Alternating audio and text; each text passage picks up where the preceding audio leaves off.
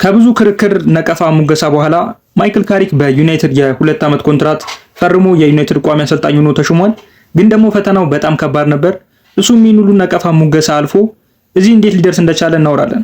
ማንቸስተር ዩናይትድ ማይክል ካሪክን ከመቅጠሩ በፊት ዓላማው የነበረው ሉዊስ ኤንሪኬን፣ አንቶኒ ሮላ ወይም ኦሊቨር ግላስነር ነበር በዛ ሰዓት የነበረው።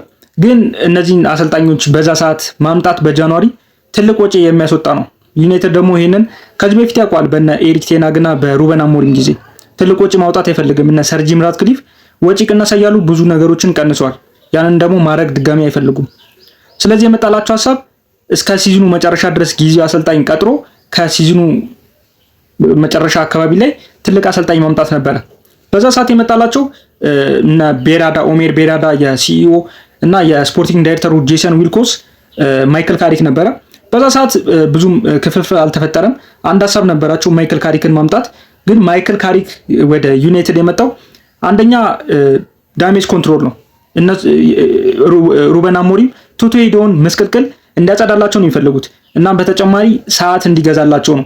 ልክ እነ አንቶኒ ኢራኦላን የመሳሰሉ አሰልጣኞችን ለማስፈረም ሰዓት እንዲገዛላቸው ነው። ግን ደግሞ ማይክል ካሪክ ወደ ዩናይትድ ሲመጣ ብዙ ሀሳቦች ነበሩ። የመጀመሪያው የተጫዋቾች ነበረ። በተጫዋቾች በኩል ልክ እንደ ብሩኖ ፈርናንዴስ፣ ኮቢ ሜኑ፣ ካሴሜሮ የመሳሰሉ ተጫዋቾች በጣም ደስተኛ መሆናቸውንና ነፃነት እንዳገኙ ሲያወሩ ነበረ። በደጋፊዎች በኩል ደግሞ ካሪክ ወደ ኦልድ ትራፎርድ በመመለሱ ደስተኛ መሆናቸውን ገልጸው፣ ነገር ግን የኦሌ ስህተት በድጋሚ እንዳይደገም ፍርሃት አላቸው። ዩናይትድ በስሜት ተነሳስቶ ካሪክ 1-2-3 ጨዋታ ካሸነፉ በኋላ ኮንትራት ይሰጠዋል የሚል ፍርሃት ነበራቸው ደጋፊዎቹ። እነሱ የሚፈልጉት ግን ልክ እንደ ሉዊስ ኤንሪኬ ወርልድ ክላስ የሆነ ማናጀር ነው እና ማይክል ካሪክ ከዩናይትድ ጋር የ2 ዓመት ኮንትራት ተፈራርሟል። ይህ ማለት ከዩናይትድ የቦርድ አባላት ልክ እንደነ ሰር ጂም ራትክሊፍ፣ ኦሜር ቤራዳ የመሳሰሉ የቦርዱ አባላት እምነት አግኝቷል ማለት ነው ማይክል ካሪክ። ይህ ማለት ደግሞ ለካሪክ ትልቅ የሆነ ጫና እንደተቀበለ ነው መቁጠር ያለበት እና ማይክል ካሪክ ጫናውን ተቀብሎ መሄድ ካልቻለ በሚቀጥለው የውድድር ዓመት 4 ውድድሮች ላይ የሚሳተፈው ፕሪሚየር ሊግ፣ ቻምፒዮንስ ሊግ፣ ካራቦ ካፕ እና ኤፍኤ ካፕ ነው። ቢያንስ እንኳን አንዱን ማሳካት አለበት ከነዛ ውስጥ። ፕሪሚየር ሊግ ላይ ደግሞ የቻምፒዮንስ ሊግ ቦታውን ይዞ ማጠናቀቅ አለበት።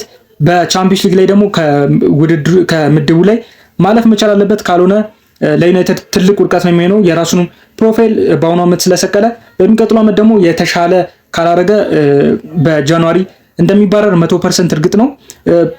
ጫናው ደግሞ የሚጀምረው ልክ በሚቀጥለው የውድድር ዓመት አንድ ብሎ ሲጀምር ነው። ከዛ ጀምሮ ደጋፊዎቹ የሚጠብቁት ትልቅ ነው፣ ከዚህ የተሻለ ነው።